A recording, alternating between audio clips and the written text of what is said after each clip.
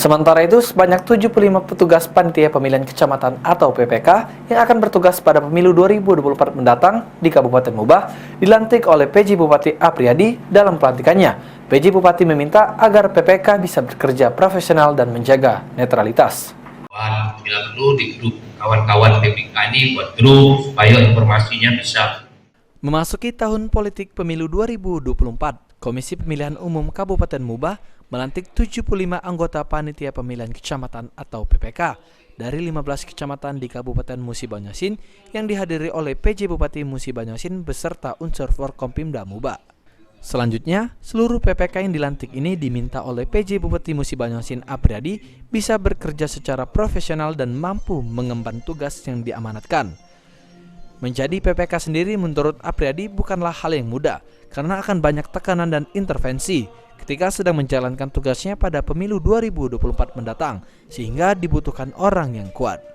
Saya hari ini bersyukur karena hari ini pelantikan PPK untuk Kabupaten Musi Banyu Asin sebanyak 15 kecamatan, 75 orang sudah dilaksanakan, dan mereka yang dilantik ini orang-orang yang memang sudah mengikuti proses seleksi. Jadi saya yakin, saya optimis bahwa mereka ini bisa melaksanakan tugas yang berat. Kenapa saya bilang tugas berat? Karena ini pekerjaannya tidak mengenal waktu, karena harus mengikuti tahapan, kemudian tekanannya banyak, tekanan dari atas, tekanan dari samping, dan belum intervensi dari para calon-calon. Pasti banyak, dan mereka harus kuat, dan saya yakin mereka kuat.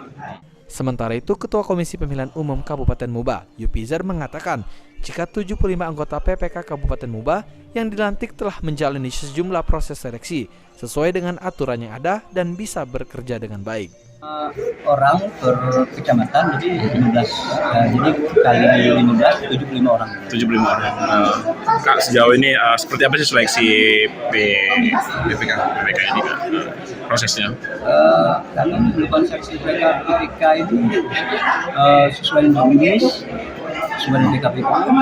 Tentang ini kami sudah mengumumkan, kemudian ada daftar dari proses chatting kemarin, proses chatting, wawancara, dan tanggapan masyarakat.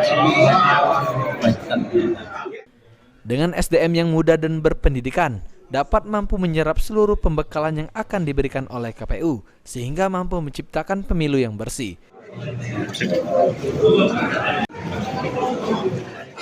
Ruzi Iskandar, PAL TV.